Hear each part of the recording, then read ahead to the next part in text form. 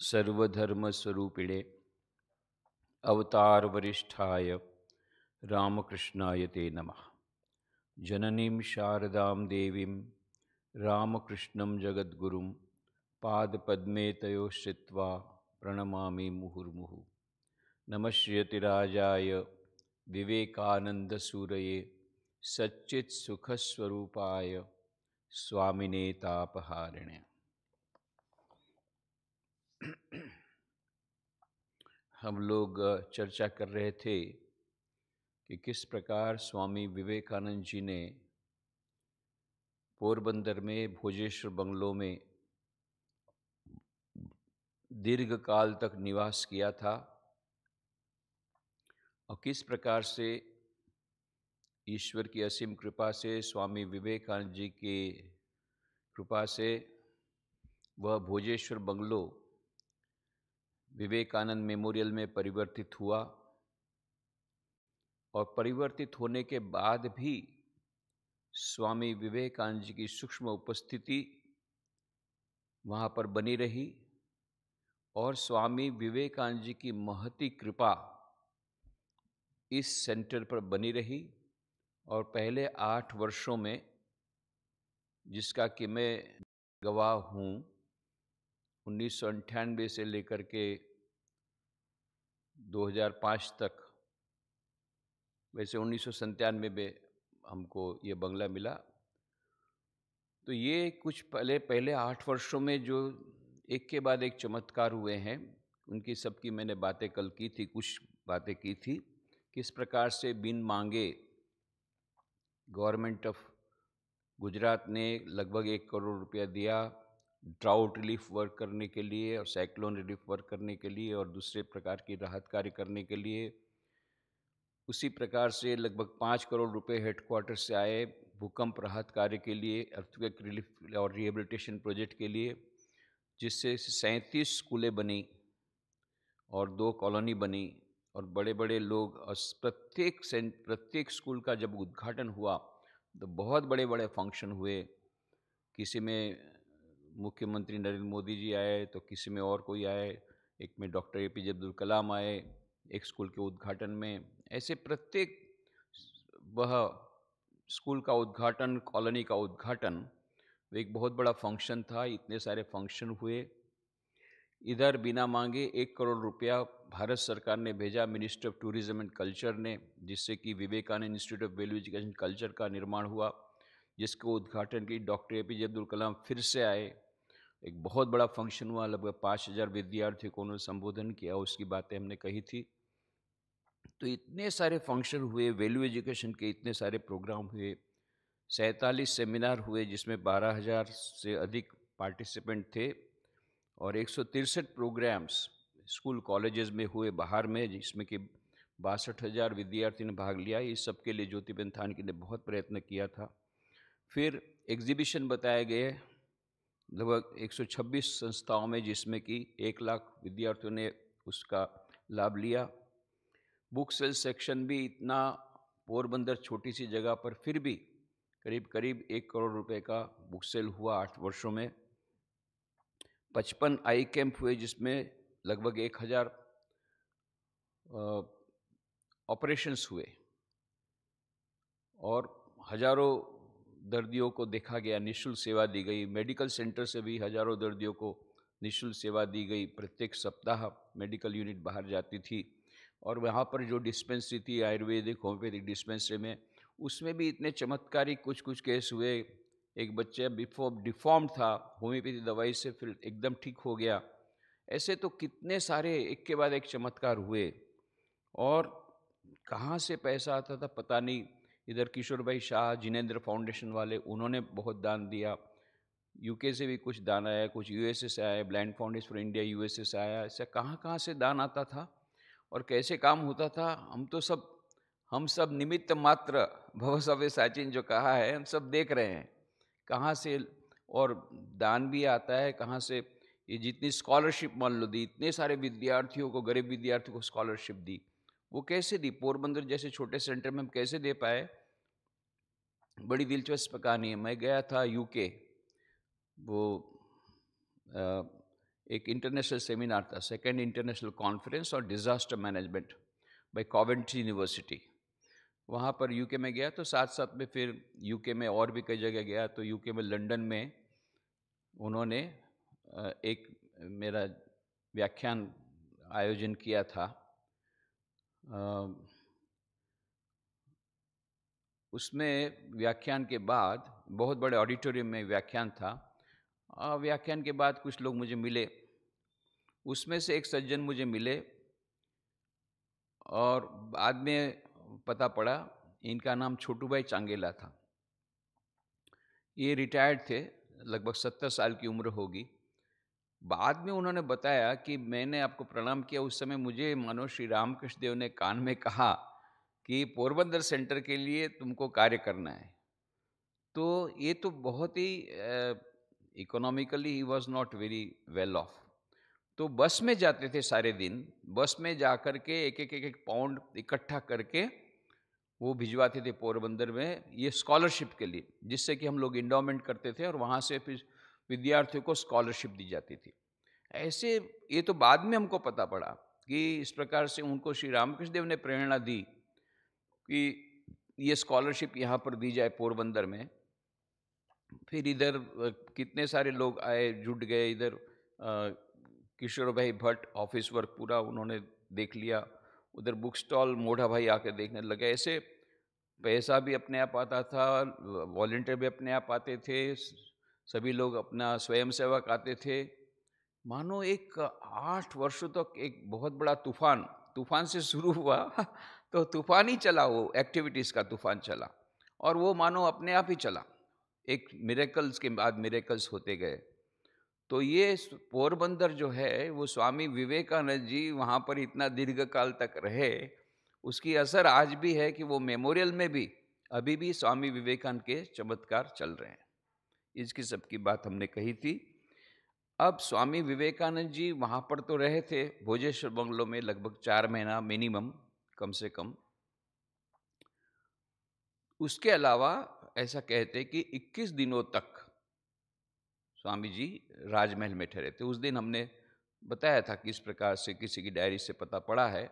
और वैसे पुरानी जो किताब है life by eastern western disciple, first edition में भी लिखा है कि स्वामी विवेकानंद शंकर पांडुरंग पंडित ने जब महाराजा विक्रमादित्य जी उस समय थे उनको मिलाया, तो महाराज विक्रमादित्य जी पहली दृष्टि में उनके प्रेम में पड़ गए। उनको बोला नहीं, हमारे साथ रहेंगे। फिर उनको राजमहल में ले आए।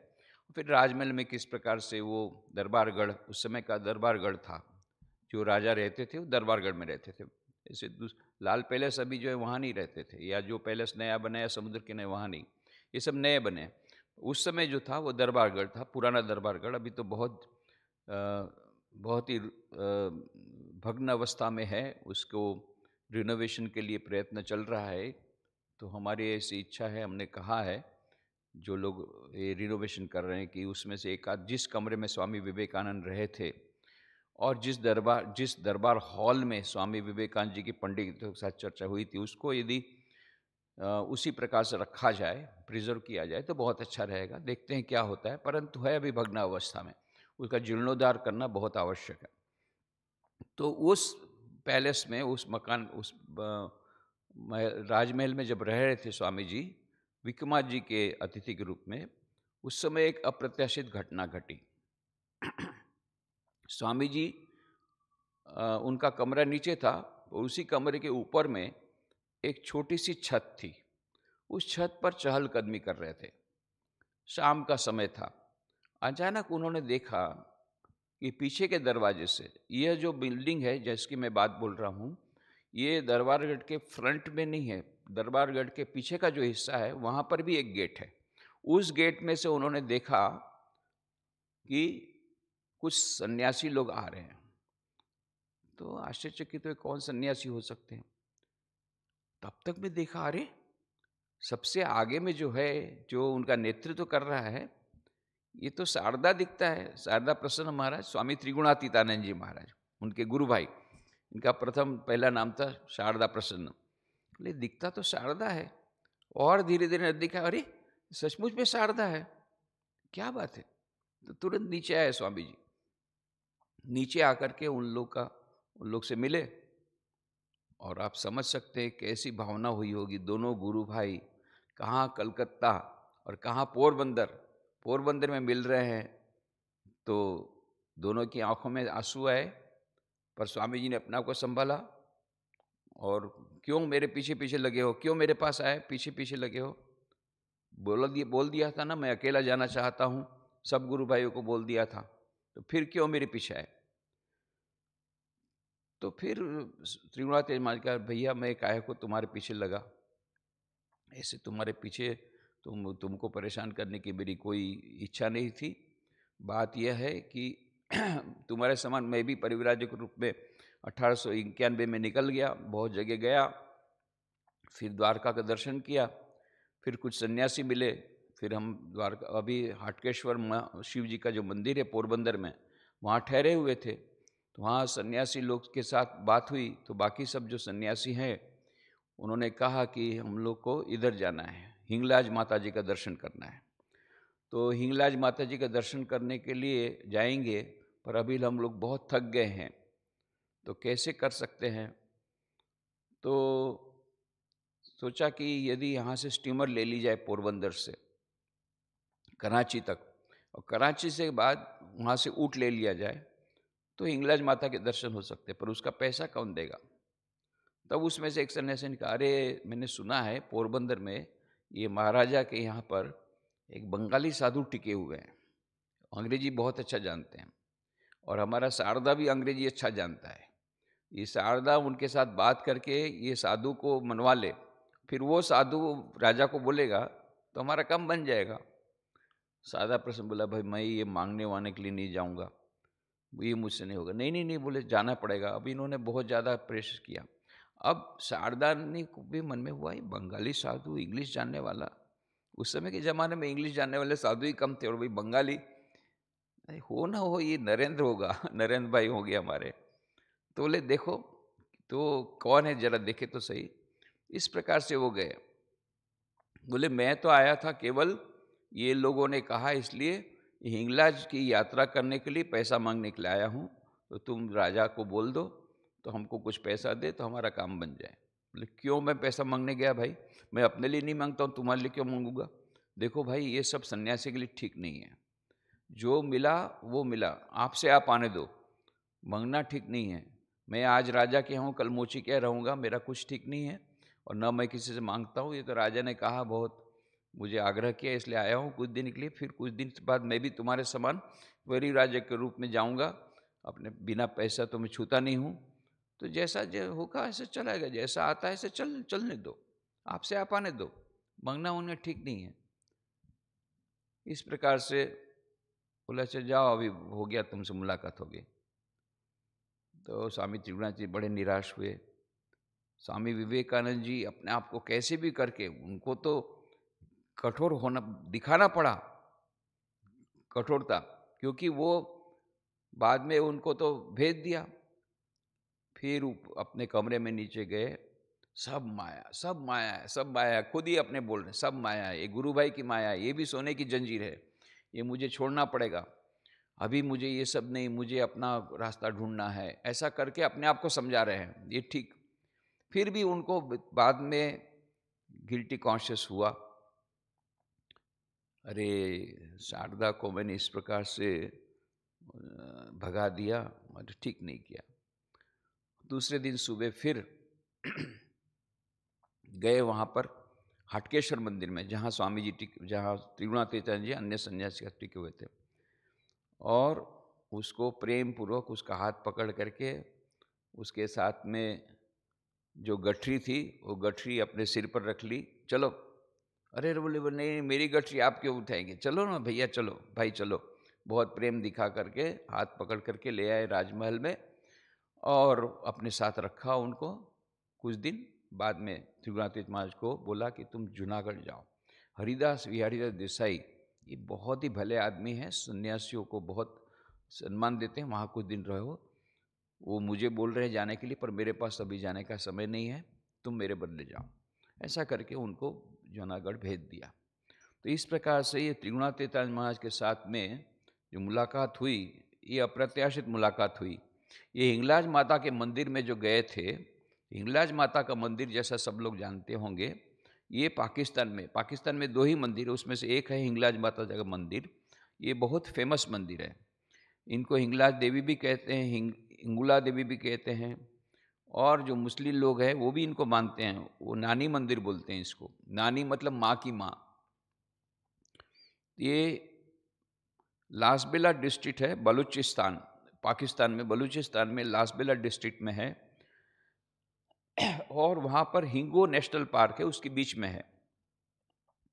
और इंकावन शक्तिपीठ, ये तो सबको कहानी मालूम है, किस प्रकार से शिव जी को जब पता पड़ा कि सती ने अपना देह यज्ञ के कुंड में डाल दिया है, क्योंकि उनके पति का अपमान उनसे सहन नहीं हुआ, तो शिव जी आकर के त्रिशूल के द्वारा पूरा यज्ञ नष्ट कर देते हैं और सती को ले लेते हैं अपने कंधे पर और पूरे विश्व का भ्रमण करते हैं।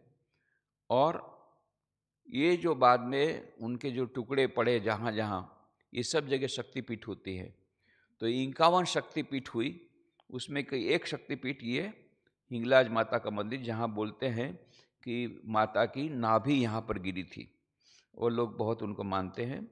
और हिंगलाज यात्रा जो होती है उसमें तो लगभग 2.5 लाख लोग उसमें भाग लेते हैं, जिसमें मुस्लिम भी भाग लेते हैं। और इसमें ज़िक्री मुस्लिम करके हैं, खास करके ज़िक्री मुस्लिम इनका नाम है।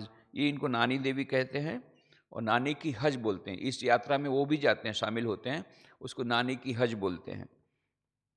और उसके साथ और भी कई आख्यायिका है कि कोई हिंगलोज नाम का एक राक्षस था, तो उसको इन्होंने हिंगोल नाम का राक्षस था, इसको देवी ने उसका नाश किया था। तो उसने फिर वरदान मांगा था, ठीक है आपने नाश तो किया, पर ये जो स्थान है वो मेरे नाम से रहे। तो वो हिंगलाजी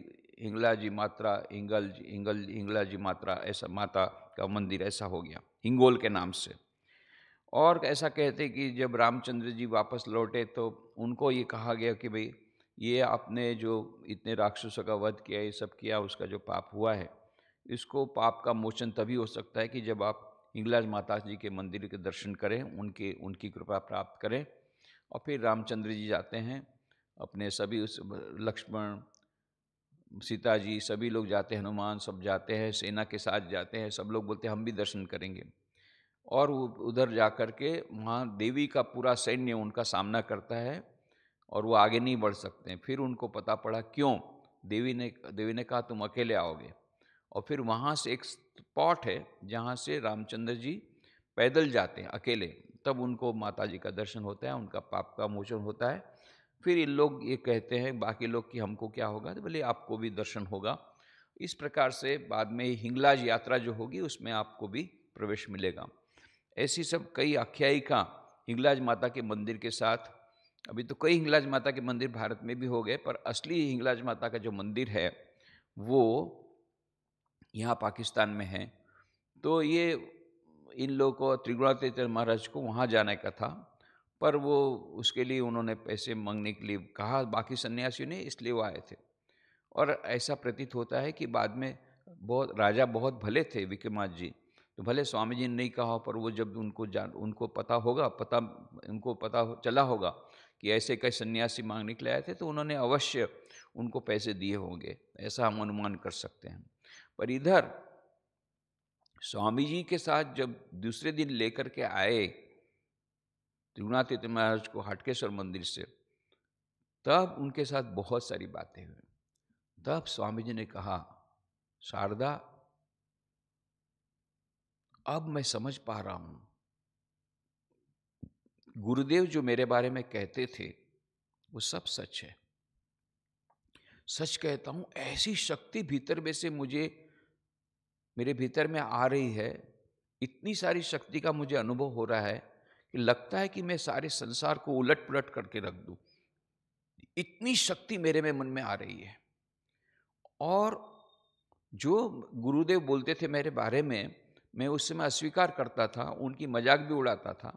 ये तो हम जानते हैं कि श्री राम कृष्ण देव बैठे हैं केशव चंद्र सेन, विजय कृष्ण गोस्वामी, ये बड़े बड़े उस समय के ब्राह्मण समाज के लीडर। इधर नरेंद्र उस समय विद्यार्थी। और श्री रामकृष्ण देव कहते हैं, अरे केशव को देख रहा हूँ, केशव में जिस शक्ति के द्वारा सारे संसार में वो विख्यात हुआ है, ऐसी 18 शक्तियाँ नरेंद्र में देख रहा हूँ। और ये विजय और जो केशव, ये लोग घिरे हुए हैं एक दिव्य आभा के द्वारा, दिव्य ज्योत के द्वारा। पर उस नरेंद्र में मैं क्या देखता हूँ? एक अत्यंत तेजस्वी सूर्य, जिसके ज्ञान के द्वारा सारे संसार का मोह नष्ट हो जाएगा, अज्ञान नष्ट हो जाएगा, ऐसा जबरदस्त सूर्य का प्रकाश में देख रहा हूँ। ये सब बातें बोलते हैं। बाद में नरेंद्र ने आड़े हाथों लिया श्री रामकृष्ण देव को, क्या सब बातें बोलते रहते हैं? कहाँ ये केशव चंद्र सेन विश्व प्रसिद्ध, जिनका प्रवचन सुनने के लिए रानी विक्टोरिया जाती हो, और मैं एक सामान्य विद्यार्थी, उनके साथ मेरी तुलना करते हैं और इस प्रकार की बातें बोलते रहते हैं। श्री रामकृष्ण देव ने कहा, अरे तू क्या समझता मैं बोल रहा हूँ? अरे जगदम्बा मुझसे बुला रही है, मैं क्या करूँ? जगदम्बा मुझे इस प्रकार के दर्शन देती है। नरेंद्र नाथ ने कहा, अरे ये आपकी जगदम्बा, आप जगदम्बा बोलते हैं ना, ये सब भूल है। मैंने पाश्चात्य विज्ञान मनोविज्ञान पढ़ा है। ये आपके अचेतन मन में मेरे प्रति बहुत आसक्ति है, आप मुझे बहुत प्यार करते हैं, तो इसलिए क्या होता है कि आप मुझे प्यार करते हैं, अचेतन मन में ये सब है, इसलिए इस प्रकार के दर्शन आपको होते हैं इस प्रकार से। तो क्या मेरे दर्शन सब गलत है? अरे सब गलत है, ये आपके मन के सब भ्रम है। और रामकृष्ण देव चिंतित हो जाते हैं। नरेंद्र ने कहा है, जाके माँ से जाएंगे कहाँ पर? माँ के पास, जगदम्बा के पास जाकर के रोते कहते, माँ, नरेंद्र कहता है ये सब दर्शन गलत है। माँ ने कहा, अरे वो क्या जानेगा, वो छोटा बच्चा है अभी, वो जानता नहीं है, तुझे बस सब ठीक है तेरा। फिर रामकृष्ण देव आके बोलते, जा साला, अब तेरी बातें मैं कभी नहीं सुना, माँ ने मुझे कहा है, नहीं जो कुछ भी देखा है वो ठीक है। ये माँ ठाकुर की यार्डस्टिक, जो भी हो, परंतु ऐसी कई बातें कहते थे कि बाकी सब 16 पद में 8 पद में हो सकता है, नरेंद्र तो सहस्त्र पद में है, बाकी सब तो एक छोटा सा एक पानी का एक गड्ढा हो सकता है, ये तो पूरा बड़ा बड़ा तालाब है नरेंद्र। ऐसी कई बातें बोलते थे नरेंद्र के बारे में, बहुत ऊंची ऊंची बातें बोलते थे।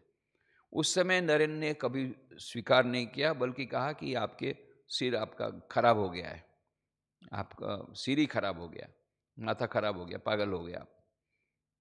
यही नरेंद्र त्रिगुणातीतानंद महाराज को पोरबंदर में उनको ये उपलब्धि हुई है। पोरबंदर, ये पोरबंदर कैसा ऐतिहासिक स्थान है, यहाँ दीर्घ काल तक रहे, केवल दीर्घ काल तक रहे ऐसा नहीं है, यहाँ उनको कई अनुभूतियां हुई है। और कहते हैं त्रिगुणातीतानंद महाराज को, शारदा अब मुझे लगता है यहाँ पर आकर के कि श्री राम कृष्ण अपने गुरुदेव जो मेरे बारे में बोलते थे वो सब सच है। हम जानते हैं श्री रामकृष्ण देव ने एक बार लिखा था, नोरेन शिखे देबे जो कौन घोरे बाहिरे हाक देबे, और उन्होंने चित्र भी बनाया था, जय राधे प्रेममयी, राधा का भी ऐसा लिखा है, जय राधे प्रेममयी नोरेन शिखे देवे जो कौन घोरे बाहिरे हाक देवे। जय राधे प्रेममयी, ऐसा श्री रामकृष्ण ने अपने हाथ से लिखा हुआ है और ड्राइंग भी किया हुआ है। और मानो श्री रामकृष्ण देव को गले में कैंसर है, रामकृष्ण देव को भी दिखाया है। उधर मोर स्वामी विवेकानंद उनका उनको उनके पीछे हैं, जो प्रचार प्रसार करेंगे उनके उपदेश का, ये सब खुद बना रहे हैं। एक स्टीमर भी उन्होंने बनाई थी कि जिस स्टीमर में बैठ के वो विदेश जाएंगे, और कहते हैं जय राधे प्रेममयी नरेन शिक्षे देवे, नरेन उपदेश देगा, नरेन उपदेश देगा, घरे बाहरे हाक देगा, देश और विदेश में सब जगह वो प्रचार प्रसार करेगा। इस बात की झलक श्री रामकृष्ण को मिलती है और वो उसको कागज में बोलते हैं, और श्री रामकृष्ण नरेन को बोलते हैं, तुझे माँ का काम करना होगा, तुझे उपदेश देना होगा, तुझे प्रचार प्रसार करना होगा। नरेन ने कहा, मैं ये सब करने वाला नहीं हूँ, मुझे तो समाधि में रहना है। बोले, तू क्या, तेरी हड्डियाँ करेगी। और अभी क्या बोल रहे हैं, अभी तो अमेरिका गए नहीं है, पोरबंदर में परिव्राजक अवस्था में धीरे धीरे धीरे उनको ये सब अनुभूतियां हो रही है। शारदा प्रसन्न को बोल रहे हैं, शारदा महाराज को, तिरुणातीतान महाराज को, शारदा अब मुझे समझ में आ रहा है, गुरुदेव मेरे बारे में जो कुछ कहते थे वो सच है। सचमुच में इतनी शक्ति मुझ में मैं अभी अनुभव कर रहा हूं कि मैं सारे संसार को उलट पुलट कर दे सकता हूं। ऐसी शक्ति का अनुभव स्वामी विवेकानंद जी को पोरबंदर में हुआ। यह महान ऐतिहासिक स्थल है। उस ऐतिहासिक स्थल को प्रणाम करके हम यहाँ समाप्त करें। ओम शांति शांति शांति। हरि ओम तत्सत। श्री राम कृष्णार्पणमस्तु।